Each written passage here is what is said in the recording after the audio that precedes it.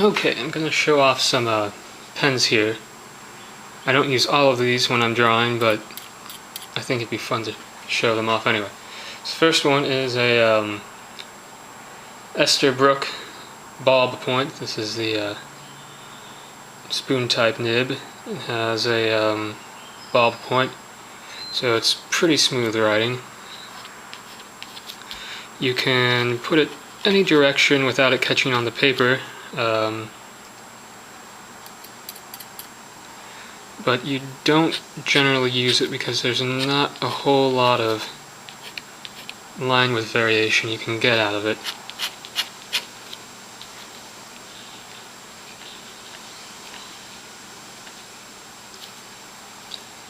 Let's try and do a thick to thin one. Next we have a falcon shaped nib. This is a bronze falcon from Spencerian, which is an importer. This one's a bit scratchier, but still, if you're light, you can move in any direction. And this isn't smooth bristle, this is vellum, so there is some texture here. It's a little bit more flexible than what you'd have with the spoon nib, so you can make a relatively fine line if you're quick. You can also make a pretty thick line if you want to. Falcons are my favorite ones, although I don't really use this brand because they're not that common. What's this? This is a Mark Firth chilled steel #1 falcon. I have a bunch of these. They are pretty decent drawers, pretty good for comicking. It is another falcon pen with the characteristic falcon shape. You can push it and pull it. It'll draw in all directions. You don't have to worry about it catching on the paper. It's also good at making pretty thick lines, although that line just broke.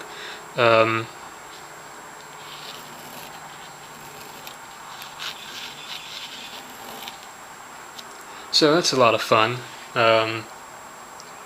These ones are kind of common. I've seen boxes come up on eBay every now and then, so I have a box.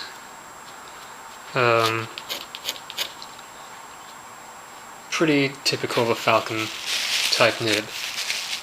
This is a Ishikawa Zebra G nib. It's pretty popular. It's a moderately flexible nib.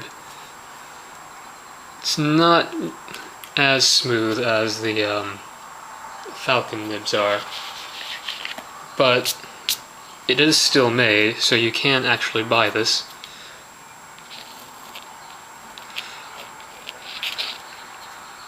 This one doesn't like to hold ink. I've tried washing it and burning it. I think it's just the acrylic ink doesn't stick to the chrome plating on this nib very well.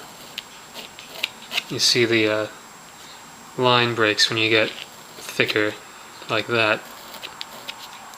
So I don't really like these that much because of that. You can't really draw very fast. At least not with this ink you can't. Here's a Tachikawa school nib. This is a relatively stiff nib, so there's not a whole lot of variation. It's kind of catchy. You can't really push it very well. It catches on the paper. You can't make very thick lines either, but you can make relatively fine lines easily. And it's pretty stiff, so you've got some pretty good control if you need it. Not my favorite, but there are people who really like them, and I do think it's a very good nib. This one is not a falcon, this one is a stub nib. This is Spencerian Subway stub. This basically just has a flat tip at the end instead of a pointed tip. So when you use it this way, you get a broad line, and when you use it this way, you get a thin line, and it's meant for writing italic stuff with a slant and whatever. I don't really use this nib very often, but it is handy for hatching because it's not very flexible, so it gives a nice even line, usually. And if you use it lightly, you can actually produce extremely fine lines. And if you use it this way, then you get a bolder line, although it's not that thick compared to what you can get with some of these other nibs. Now we have a Esterbrook bank nib. This is actually very similar to the G-nib. It's about the same size, it's about the same flexibility. It's very pointy. It will catch if you're not careful moving it this way. You're not really supposed to write with it that way.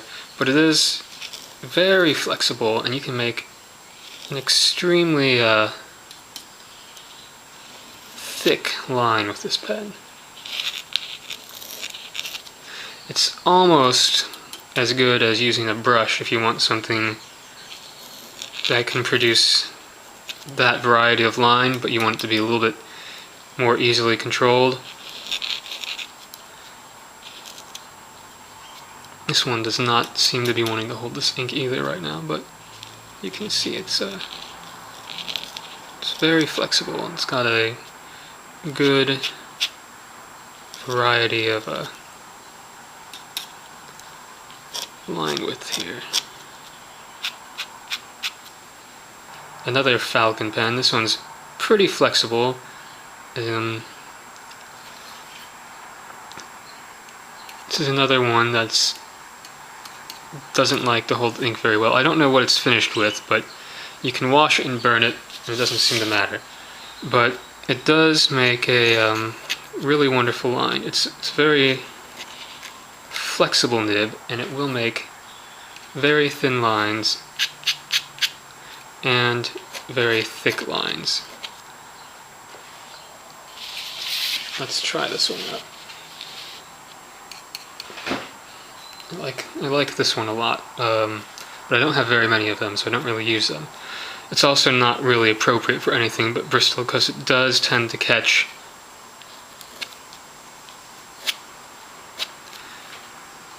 and I don't know, it's not really holding this ink very well. Let's make a little face here.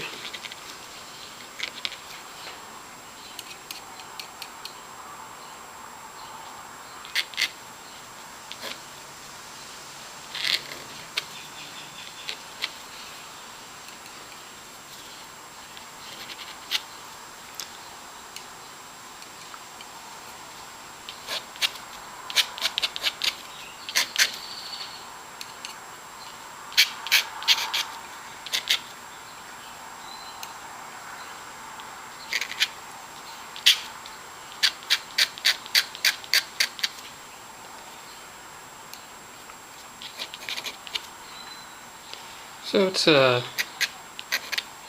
pretty fun nib, not very common. And okay, so let's do one more nib. This is the one that I use the most. It's a Esterbrook Falcon. This is actually a later variant. This is the Penesco, which is not heat treated to turn bronze. It's just plain steel.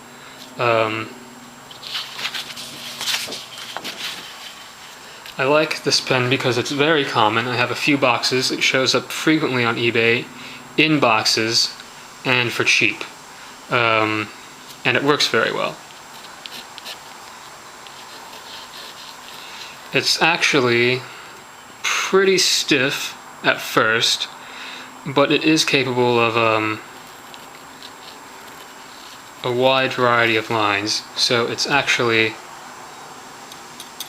quite flexible in use, just not literally flexible.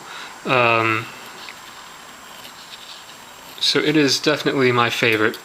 It's stiff enough that you can do hatching. You can even do thick hatching because it gives a nice, good feedback. It's really hard to do hatching with a more flexible nib. And like other falcons, you can push it, you can pull it, you can make it go sideways. It doesn't matter. It goes all directions just fine.